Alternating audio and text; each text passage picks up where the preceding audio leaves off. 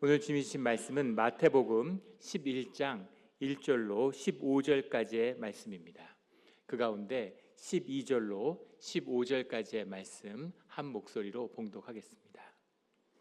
세례 요한의 때부터 지금까지 천국은 침노를 당하나니 침노한 자는 빼앗느니라. 모든 선지자와 율법이 예언한 것은 요한까지니 만일 너희가 즐겨 받을진대 오리라 한 엘리야가 곧 이 사람이니라. 귀 있는 자는 들을지어다. 아멘. 다 같이 말씀을 위한 묵상 기도를 드리겠습니다. 하나님 아버지, 감사합니다. 주의 말씀을 듣고자 저희가 주의 제단 앞에 모였습니다. 우리 마음의 기도와 우리 마음의 묵상이 주님께 연락되기를 원합니다. 감사하며 예수 그리스도의 이름으로 기도드렸습니다. 아멘. 오늘 주님이 주신 말씀은 마태복음 11장 1절부터 15절까지의 말씀입니다. 오늘 주님이 주신 오늘 말씀의 도전은 천국에 관한 것이죠. 천국을 침노하라고 주님은 말씀하시는데, 천국은 무엇이고 천국은 어떻게 침노하는 것입니까? 천국은 어떻게 들어가는 것일까요? 오늘 말씀을 통해서 천국의 복음을 새롭게 마음에 새기는 이 시간 우리 모두가 되기를 주의 이름으로 축원합니다. 아멘. 오늘 주님이 주신 마태복음 11장 2절부터의 말씀은 이렇게 시작하고 있습니다.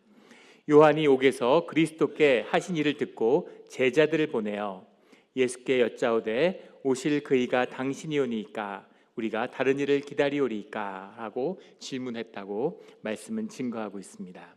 요한이 옥에 갇힌 지는 1년이 넘어서고 있죠.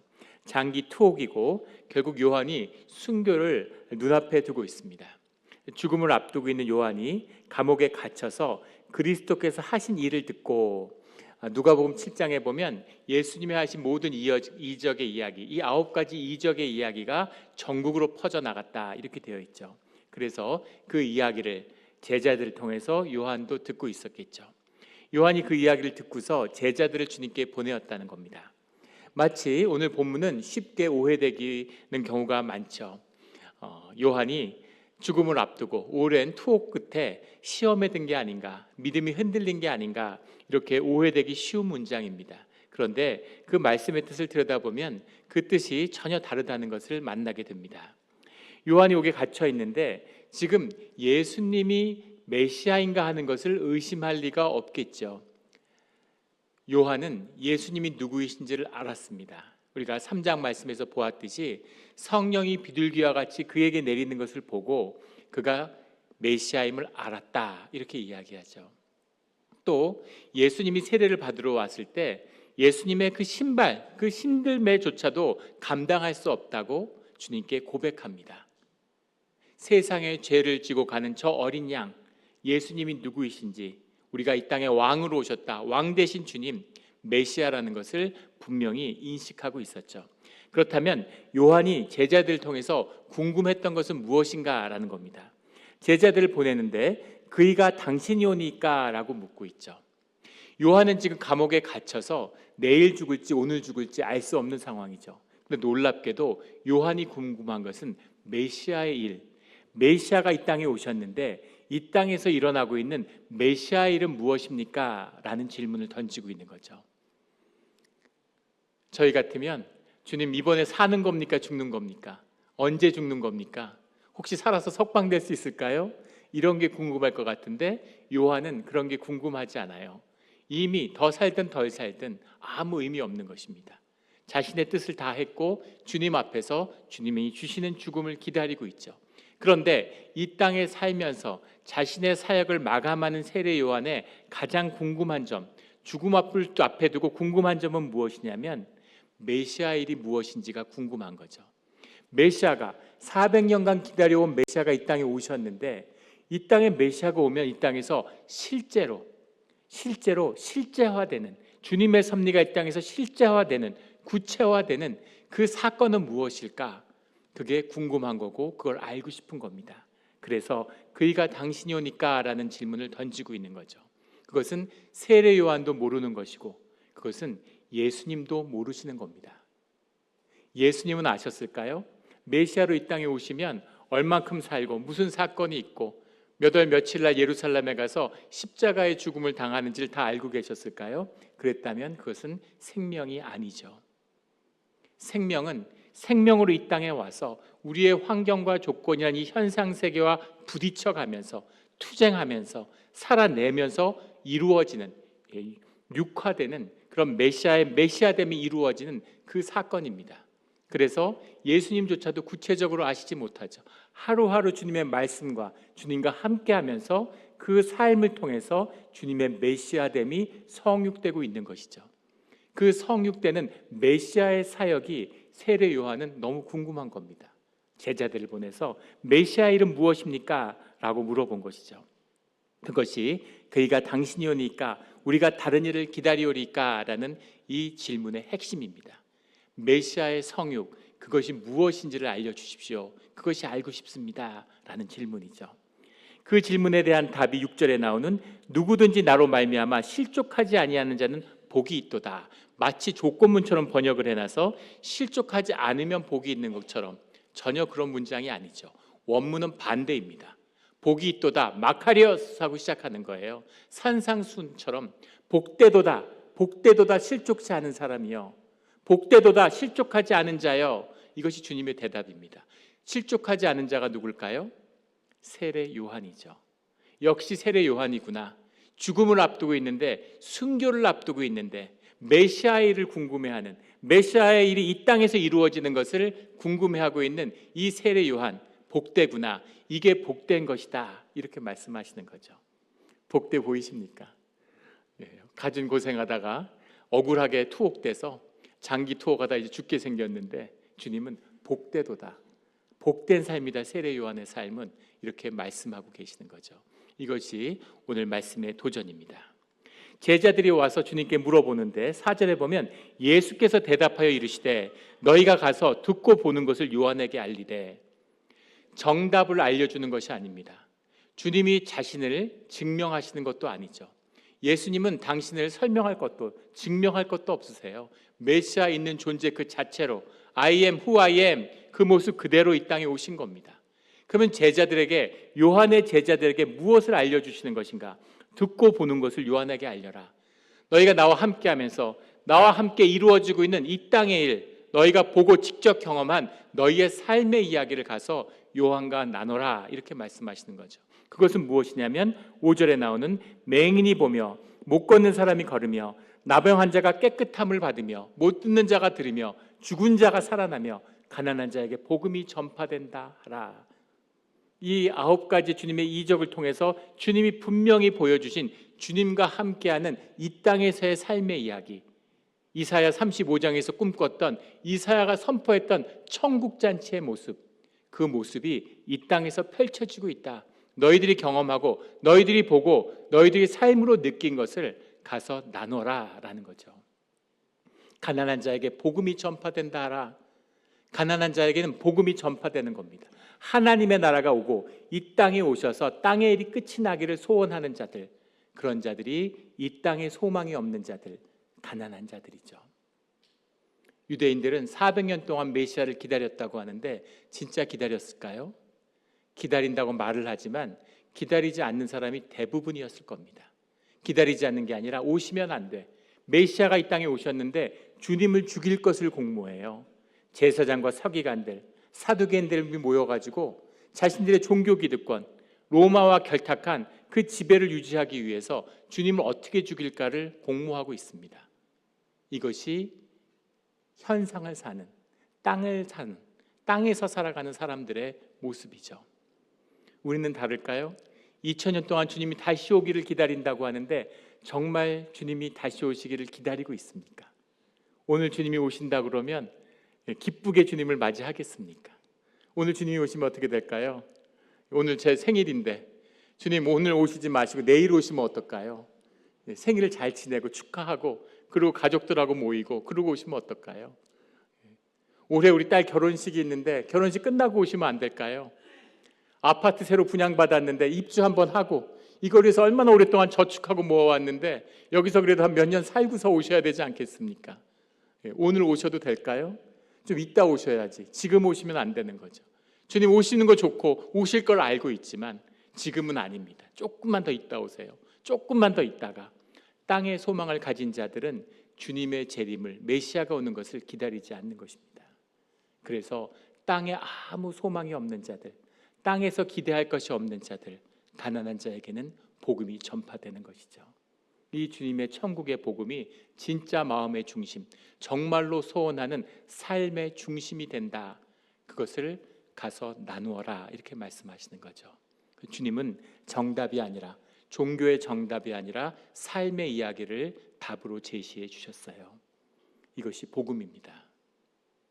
저는 원래 동양 철학을 공부했는데, 그리고 주님의 복음을 만났습니다. 불교를 깊이 공부할 때 불교에서 얻은 점이 많았죠. 배운 게 많았습니다. 그리고 기독교의 복음을 접한 것은 더 말할 것도 없겠죠. 근데 불교와 기독교의 큰 차이, 결정적인 차이에 장단점이 있습니다. 불교의 장점은, 불교는 인생의 문제가 무엇인지, 우리가 삶에서 부딪히는 본질적인 존재의 문제가 무엇인지를 가장 깊이 있게 묵상하고 그 문제를 우리에게 제시해줘요. 그래서 불교의 가르침을 만나면 삶의 문제, 본질의 문제를 대면할 수 있습니다. 근데 불교의 문제는 뭐냐면 답을 안 가르쳐줘요. 답이 없습니다. 그래서 문제를 직면하면 할수록 점점 더 미궁에 빠져들어요. 그래서 길을 잃고 헤매는 것 같은 그런 혼란함 속에 빠져듭니다. 기독교는 정반대죠. 기독교는 교회에 오는 첫날 정답을 이야기해 줍니다. 정답 모르는 사람이 어디 있어요? 정답 다 알죠. 예수 그리스도의 십자가가 우리의 삶과 인생의 유일한 정답임을 알고 있어요. 문제는 무엇이냐면 삶의 문제가 무엇인지를 모른다는 겁니다. 정답을 알면 문제를 풀었다고 생각하니까, 세상에 속해 살았으니까, 답을 찾으니까, 답이 주어지니까 문제를 풀었다고 생각하는 겁니다.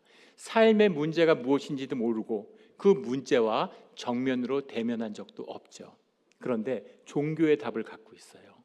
그 답을 가지고 그 답에 안 맞으면 다 정죄하고, 마치 문제를 푼 것처럼 종교의 거짓이 판을 치게 되는 것이죠. 정말 생명의 복음이라면 우리 삶의 문제에 대한 답이 되고 능력이 돼야죠. 구원이 돼야 되는 겁니다. 내 환경의 문제를, 내 삶의 문제를 풀어낼 수 있어야죠.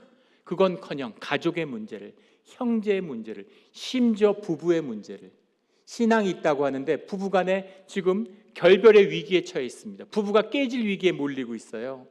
근데 그 문제를 믿음과 신앙으로 풀지 못합니다. 답을 갖고 있는데 그 답이 전혀 워킹을 안 해요. 무슨 의미가 있습니까? 고난이 닥쳤는데 심지어 아파하고 슬퍼하지도 못해요. 애통해하지도 못합니다. 기쁘고 감사하고 즐거워야, 너무 감사하고 너무 기쁘대. 그게 진짜라면 그것처럼 귀한 축복은 없겠죠. 그런데 슬퍼하지조차 못하는, 한국에 있을 때 장례가 났는데 한 집사님이 비통한 모습으로 와서 물어보시는 거예요. 너무 애통해서, 어머니가 돌아가셨는데 평생 너무너무 불쌍하게 사신 어머니, 곡을 하고 싶은 거죠. 애통하고 통곡이 나오는 거죠. 그런데 제 크리스찬들이 울어도 되나요? 이렇게 물어보더라고요. 정답을 주고 있어. 기쁜 일이야, 복된 일이야, 구원을 받았어. 그런데 울어도 괜찮은 걸까? 자기 감정조차도 자유롭지 못한, 존재가 자유로운 게 아니라 자신의 감정에도 자유롭지 못해요. 이것이 종교의 정답입니다. 유대인들은 정답을 다 쥐고 있죠. 메시아도 알고 구원도 알아요. 그런데 아무것도 삶의 실제가 되지 못하는, 주님은 말씀하시는 거죠. 가서 너가 삶으로 경험한, 네가 삶에서 직접 보고 들은 것을 가서 나누어라. 그게 너의 복음이다. 이렇게 말씀하시는 겁니다. 우리 삶이 복음이 되는, 복음을 살아서 그게 나의 정답이 돼서 내 삶의 실제가 되는, 구원을 누리는 우리 모두가 되기를 주의 이름으로 축원합니다. 이것이 주님이 주시는 말씀이죠. 7절에 그들이 떠나매 예수께서 무리에게 요한에 대하여 말씀하시되, 그들이 떠나가고 제자들 가운데 세례 요한에 대해서 주님이 직접 말씀하셨다는 겁니다. 너희가 무엇을 보려고 광야에 나갔더냐? 바람에 흔들리는 갈대냐? 광야에 아무리 일이 없어도 바람에 흔들리는 갈대 보려고 나가는 사람은 없겠죠. 모르겠어요. 올해 연애하다가 시련을 당하면 그럴 수도 있을지 모르겠지만 누가 흔들리는 갈대를 보러 나가겠습니까? 그 당시에 헤롯 안티파스가 새로운 세계를, 유대의 세계를 발행했는데 그 세계에 흔들리는 갈대의 모습이 부조가 되어 있었다고 하죠. 그래서 흔들리는 갈대를 찾았느냐, 이건 무슨 말이냐면 너희가 부귀영화를 노렸느냐, 너희가 돈을 바라고 나갔느냐, 그 얘기죠. 그러면 너희가 무엇을 보려고 나갔더냐? 부드러운 옷을 입은 사람이냐? 옷이라는 건 신분을 상징하는 거기 때문에 너희가 출세하고 성공하고 그런 부귀영화를 위해서 나갔느냐, 이 말씀인 거죠. 부드럽고 옷을 입은 사람은 왕궁에 있느니라. 광야에 그런 사람은 없겠죠. 그러면 너희가 어찌하여 나갔더냐? 선지자를 보기 위함이었더냐? 옳다. 내가 너희에게 이르노니 선지자보다 더 나은 자니라. 주님의 말씀을 품고 말씀을 선포하는 선지자의 말씀을 기대하고 나갔느냐? 너희는 그 이상을 보았다. 그 말씀이 이루어지는, 선지자가 이 땅에 나타나는, 선지자와 함께하는 사건을 보았다, 이런 말씀이죠. 주님이 선지자고 선지자들이 말씀하시는 그 땅에 예언된 메시아가 바로 예수 그리스도라는 것을 말씀하고 계시는 거죠. 그것을 만났느냐, 그걸 보았느냐. 이 제자도의 이야기가 맹인의 이야기에서 시작해서 맹인의 이야기로 끝을 맺습니다. 눈이 있으나, 눈을 떴으나 보지 못하는 자들, 눈을 감았지만 메시아를 바라보는 자들, 무엇을 바라보는지, 귀 있는 자는 들을지어다. 들을 귀가 열린 자들은 이 복음을 들어라 라는 말씀입니다. 선지자보다 더 나은 자, 이 메시아의 역사를 증거하는 이 사건 가운데 너희가 함께 있었다, 이 말씀이죠. 10절에 기록된 바, 보라 내가 내 사자를 내 앞에 보내리니 그가 내 길을 내 앞에 준비하리라. 이 말라기의 말씀 가운데 400년이 끊어진 마지막에 주어졌던 그 말씀, 그 말씀의 주인공이 세례 요한이다 라는 말씀이죠. 11절에 내가 진실로 너희에게 말하노니 여자가 낳은 자 중에 세례 요한보다 큰 이가 일어남이 없도다. 주님이 말씀하시는데 여자가 낳은 자 중에 세례 요한보다 큰 이가 일어남이 없다. 이 세상에 태어난 사람들 중에서 세례 요한이 최고라는 겁니다. 저는 처음에 이 말씀을 읽었을 때 엄청난 충격을 받았어요. 별로 충격적이지 않은 모습이시네요. 주님의 말씀이니까 그대로 다 받아들이시고. 아니, 세례 요한이 제일 큰 자면 아브라함은 뭡니까? 요셉은 무엇이며? 다윗의 언약, 나단 신탁의 주인공 다윗은 어떻게 되는 겁니까? 모세는, 이스라엘의 시작 모세는 어떻게 됩니까? 근데 어떻게 세례 요한이 가장 큰 자가 될 수가 있어요?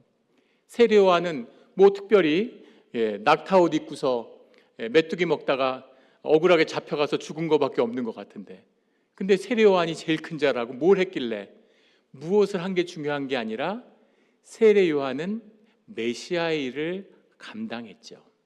메시아와 함께하는, 메시아의 천국문이 열리는 그 복음 선포의 역사에 함께했습니다. 땅에서 아무리 높아도, 땅에서 아무리 쌓아 올려도 하늘보다는 낮은 것이죠. 이 이야기는 차원의 이야기입니다. 어떤 차원에 사람이 어떤 정성을 들여도 하나님이 하시는 일에 미칠 수는 없는 것이죠. 그래서 세례 요한과 예수 그리스도가 함께 문을 연 이 천국의 복음, 이 가운데 세례 요한의 사역과 그 의미야말로 이 땅에서 세례 요한보다 큰 자가 없다라는 그 말씀의 뜻이 분명한 것이죠. 주님의 역사를 여는 것, 주님이 이 땅에 함께 하시는 것, 메시아의 천국 잔치가 이 땅에 임하는 것보다 더 귀하고 중요한 일이 뭐가 있겠습니까? 그 일 가운데 함께 동역한 세례 요한이야말로 인간 중에 가장 높은 자다라는 주님의 말씀인 거죠. 믿으시는 분은 아멘 하시기 바랍니다. 아멘. 이것이 세례 요한의 역사, 주님과 함께하는 비밀이에요. 세례 요한보다 큰 이가 일어남이 없도다. 그러나 천국에서는 극히 작은 자라도 그보다 크니라. 천국은 주님과 함께하는 자들이잖아요. 주님의 몸 되고 주님과 함께하는 자들, 그들의 중심은 주님이고 그들을 대표하는 것은 주님인데, 천국에 아무리 작아도, 어떠한 모습으로 천국에 가도 세례 요한이 땅에서 한 일보다는 더 큰 자고 더 큰 일을 행하는 것이죠. 이것이 천국의 비밀이다라는 겁니다. 그 천국이 너희 앞에 임했다. 천국이 이 땅에 임하고 주님과 함께하는 비밀이라는 거죠. 천국을 사는 것이 복음입니다. 이것을 가짜 복음이, 가짜 종교들이 속이고 있어요. 천국은 죽어서 가는 곳이라고 가리킵니다. 그런 복음이 성경 어디에 있습니까? 살아서 천국을 살지 않았는데 죽으면 뭐가 바뀌었길래? 죽으면 뭐가 달라지는데 살아서 천국을 못 누렸는데 죽어서 천국을 가겠습니까? 살아서 누리는 복음, 살아서 누리는 천국, 이 성경 어디에도 없는, 기독교 역사 어디에도 없었던 20세기 미국의 복음주의가 만들어낸 가짜 복음이죠. 마귀의 복음 같아요. 어떻게 살아서는 의미가 없는 거야. 죽은 다음에 가는 거야. 그런 천국은 없습니다. 메시아가 이 땅에 오시는 순간 그의 보혜사의 성령이 이 땅에 보내심을 받아서 그리스도의 몸된 교회, 이 땅에 천국을 이루어야 하는 것이죠. 그것이 진짜 복음이고 성경이 증거하는 천국의 바른 의미인 것입니다. 그 천국을 사는, 천국의 복음을 살아서 누리는 우리 모두가 되기를, 아가페 교회가 되기를 주의 이름으로 축원합니다. 그 천국과 하나 되기 위해서 우리가 해야 될 일이 있는데 12절부터 세례 요한의 때부터 지금까지 천국은 침노를 당하나니 침노하는 자는 빼앗느니라 이렇게 말씀하시죠. 침노한다는 건 무슨 얘기예요? 자격이 없는 사람이 들어간다는 얘기입니다. 옆집 아저씨가 우리 집에 들어와요. 침노하는 것이죠. 자격이 없는 사람이 들어오는 거니까. 근데 내가 내 집에 들어가요. 그건 침노가 아니죠. 내가 내 집 들어갔는데 왜 침노입니까? 자격이 없는 자들이 들어가는 것, 그것이 천국이죠. 주님이 천국이 발 앞에 있으니까 침노하라고 우리를 초청하시는 거죠. 그래서 우리가 침노해야 되는 것입니다. 침노하다는 이 뜻의 영어 단어를 보면 violate, 폭력을 행하는 거죠. 폭력적으로 들어가는 것입니다. 그렇게 들어가서 주의 그 천국의 문에 들어가서 천국의 안에 있는 것이죠. 들어가야 된다는 겁니다. 들어가야 돼요. 들어가야 되는 것입니다. 자격이 없는데, 자격이 없지만 천국에 들어가는 것이죠. 천국에 누가 들어갈까? 주님이 세리와 창기를 천국으로 초대하십니다. 세리와 창기가 천국에 갈 수 있나요? 우리가 성경의 이야기니까 쉽게 받아들이지 말이 됩니까? 세리와 창기가 천국에 들어가면 천국은 이건 도대체 뭔가 이런 마음 들지 않으세요? 이때의 세리는 지금 세리가 아니죠. 유대 왕국의 세리도 아닙니다. 로마의 지배를 받아서 동포들을 약탈해서 봉투를 또 돈을 뺏어내서 로마 제국에 바치는 세리예요. 매국노들입니다. 우리 일제시대 때 친일파 같은 거죠. 매국노들이, 그들이 천국에 있어? 천국에 갔더니 무슨 이완용, 송병국 막 이런 사람들, 을사오적 이런 사람이 천국에 있어. 이게 뭐예요 도대체? 주님, 이게 뭡니까 천국이? 어떻게 저런 역적들이 천국에 있을 수가 있습니까? 그런 마음이 들지 않겠습니까? 그런데 주님은 심지어 세리와 창기도 그들의 깨어진 가슴, 세리라서 창기라서 온 게 아니라 그 자신의 삶에 절망하고 주님 앞에 깨어진 마음으로 와서 통회하는 마음, 죄인의 통회하는 마음으로 주님 앞에 나온 자들, 그들은 자격이 없지만 그 천국을 침노할 수 있다는 거죠. 주님의 초청을 받아서 탕자의 마음을 가진, 세상에 아무 소망이 없고 이제 나 아버지가 아니면 살아갈 수 없는 그 아버지에게 그 안타까운 마음으로, 정말 부끄럽지만 정말 죄스럽지만 아버지와 살아가기만을 소원하는 그 탕자의 마음을 품는 아버지의 사랑, 그곳으로 천국의 백성으로 초청될 수 있다는 이야기입니다.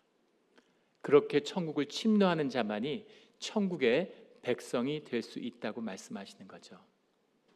천국을 침노한다, 바이올레이트한다, 이게 무슨 의미입니까? 제가 26년 전부터 21년 전까지 5년간 우리 월러크릭에 있을 때 우리 아가페 교회 전도사로 섬겼습니다. 25년 전인데 제가 한 교회를 섬기게 1년쯤 됐을 때였던 것 같아요. 어떤 여름날이었던 것 같은데 주일날 교회에 나오니까 한 집사님이 2부 예배 때 끝나고 친교 시간에 이런 비닐 플라스틱 백을 하나 들고 오셔서 개목걸이가 쑥 긴 이런 봉지를 하나 들고 오셔서 개목걸이 이렇게 나눠주시는 거예요. 개 키우는 사람들한테 쭉 나눠주시고, 어떤 사람은 뭐 예쁜 거 2개도 갖고 종도 달렸고 뭐 다양하게 있습니다. 그래서 저보고도 전사님들이 하나 예쁜 거 가져가라고 그러시는데 저는 개를 키우지 않아서 안 받았어요. 그걸 나눠주세요. 그래서 교회에서 뭐 떡도 나누고 뭐 귤도 나누고 감도 나눴지만 개목걸이 나누는 건 처음 봤습니다. 이건 뭘까? 이건 무슨 은혜일까? 그래서 집사님한테 물어봤죠. 무슨 사연이 있길래 개목걸이를 이렇게 많이 갖고 와서 나눠주시냐고. 그러니까 집사님이 얘기를 해주시는데 아침에 주일날 교회 오다가 오클랜드 주유소에서 기름을 넣는데 행인 한 명이 이렇게 오더니만 이 지금 들고 계시는 그 플라스틱 백을 보여주면서 개목걸이를 사라고 그러시더래요. 개 안 키워서 개목걸이 안 산다 이러니까 옷을 이렇게 보여주시는데 안에 총을 보여주더랍니다. 그래서 얼마냐 이러고 지갑에서 꺼내서 물어보니까 너 지갑을 주면 얼마 페이할지 자기가 결정한다 그러더래요.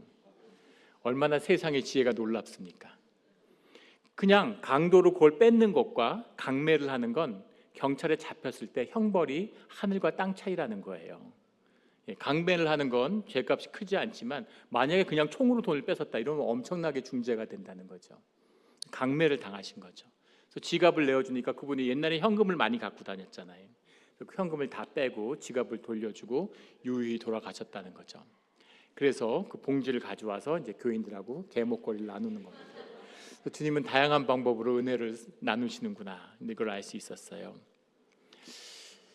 그 자리에 섰더라면 어떠시겠습니까? 총을 보여줬는데 뭐 망설일 게 뭐 있겠어요. 지갑 내줄 수 있죠. 옷 벗어달라 그러면 어떡하시겠습니까? 옷 벗어주지까지 뭐 안 벗어줄 게 뭐가 있겠습니까? 좀 창피해서 그렇지. 신발 벗어달라 그러면 어떻게 할까요? 신발 당연히 벗어주죠. 맨발로 왜 못 다니겠습니까? 차 달라고 하면 어떻겠습니까? 차 내주죠. 그게 뭐 목숨 걸 일입니까? 차 내줄 수 있겠죠.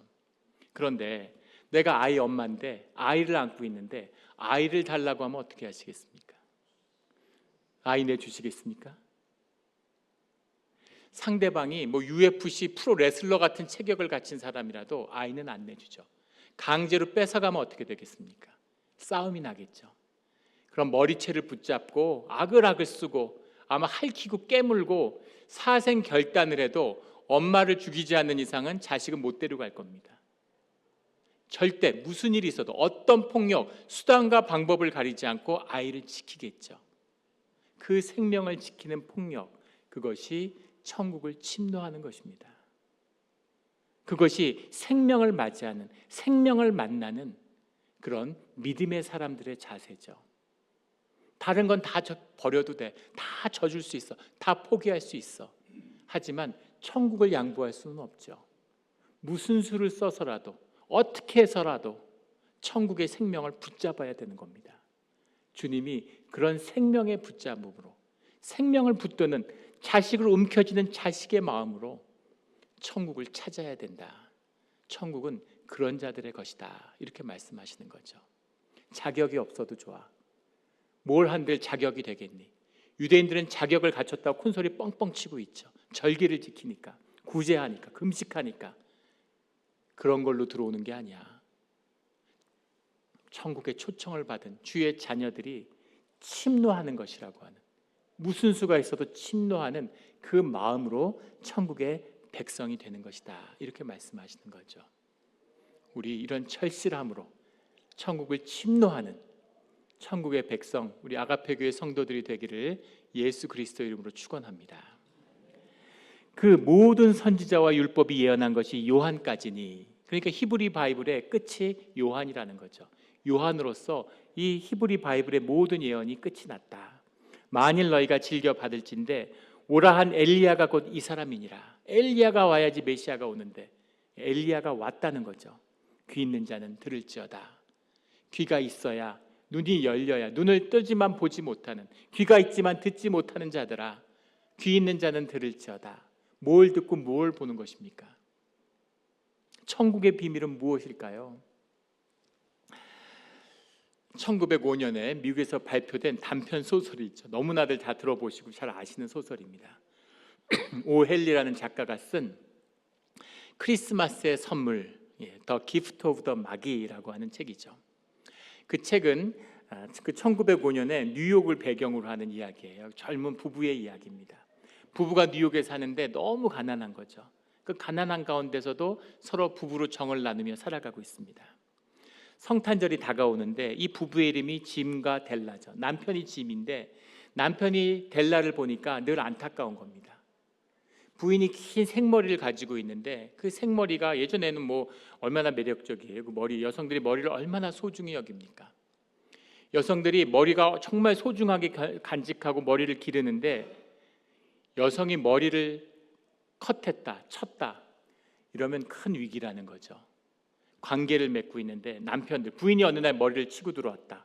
그러면 큰 위험이 닥친 거예요. 보이지 않는 것을 봐야 되는데 그런 것을 보지 못하면 큰 환난을 당하게 되는 거죠. 우리 새벽 기도 드리는데 최주원 집사님이 한 2주 됐나요? 머리를 확 치고 오셨어요. 깜짝 놀랐습니다. 최동환 장로 큰일 났구나. 이걸 잘 감지하고 있을까? 이 환난을 잘 넘어갈 수 있을까? 큰 위기가 닥치는 겁니다. 그렇게 소중한 머리죠. 그런데 남편을 보는데 남편이 와이프를 보니까 머리가 길고 치렁치렁한데 머리에 좀 핀이 있으면, 머리핀이 있거나 이런 게 있으면 머리를 좀 묶거나 머리를 장식할 수 있을 텐데 머리핀이 아무것도 없으니까 머리가 맨날 치렁치렁하고 다니는 거죠. 안타까운 마음이 있는 거죠. 와이프는 남편을 보는데 델라가 짐을 보니까 짐은 시계가 있어요. 시계가 얼마나 귀하던 시절입니까? 물려받은 시계가 있는데 시계 줄이 없는 거예요. 손목 시계가 나오기 전이니까. 줄에 매인 시계를 주머니에 넣었다가 이렇게 꺼내서 봐야 되고, 시계는 주머니에 들어있지만 시계줄이 이렇게 양복에 걸쳐 있어서 그게 뭔가 사회적 지위와 교양을 상징하는 것 같은 그런 문화적인 장치죠. 그러니까 시계 줄이 없으니까 시계를 주머니에 넣었다가 꺼냈다 하니까 그게 보기가 안쓰러운 거죠. 그래서 서로에게 정말 소중한 크리스마스 선물을 주기로 했는데 남편 짐은 부인에게 머리핀을 선물하기 위해서 자기 시계를 판 겁니다. 그리고 와이프 델라는 남편 짐을 위해서 시계줄을 사주기 위해서 머리를 잘라 판 거죠. 그리고 크리스마스 날 크리스마스 성탄절 선문을 열어보니까 시계줄과 머리핀이 나온 거예요. 머리 잘라서 이제 머리 없는데 머리핀 있으면 뭐 하겠습니까? 시계가 없는데 시계줄 있으면 뭐 하나요? 가슴 아픈 이야기죠. 현상적으로 보면 비참한 이야기죠. 이렇게 바보 같은 부부가 왜 대화를 안 해? 좀 미리 얘기라도 좀 해보지. 가슴 아픈 이야기, 현상적으로 보면 망한 이야기. 그런데 이 이야기를 기독교 문학에서는 가장 기독교의 정수가 담겨있는 아름다운 이야기라고 평가합니다. 겉으로 보면, 현상 세계로 보면 망한 이야기 같지만 보이지 않는 세계를 바라보는 본질의 눈으로 보면 이거보다 귀한 복이 없는 거죠. 이거보다 귀한 선물이 없습니다. 남편은 부인을 위해서 자기의 가장 소중한 것을 희생하고, 와이프는 남편을 위해서 가장 소중한 것을 희생할 수 있고 섬길 수 있고, 상대방이 기뻐하는 모습이 내 기쁨보다 더 기쁘고 소중하게 여기는 그런 부부의 관계가 될 수 있는, 그것보다 더 귀한 축복이 뭐가 있겠습니까? 이것이 생명의 축복이죠. 이 축복을 누리며 살아가야 된다는 겁니다. 이 복을 누리는 것이, 이 생명을 누리는 것이 이 땅에 사는 천국 백성의 주님이 주시는 복이라는 거죠.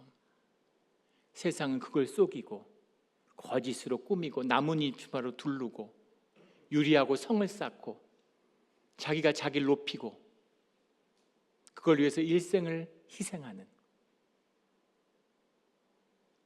그게 인생의 전부인 사람은 이 값어치에 있는 숨어있는 이 복음의 비밀을, 천국을 침노하는 자의 비밀을 알지 못합니다.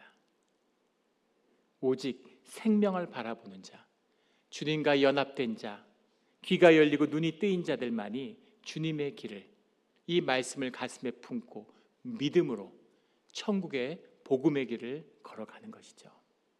이 축복을, 이 은혜를, 이 생명을 무슨 일이 있어도 놓치지 않는 우리 아가페 교회의 성도들이 되기를 예수 그리스도 이름으로 축원합니다. 아멘. 함께 기도드리겠습니다.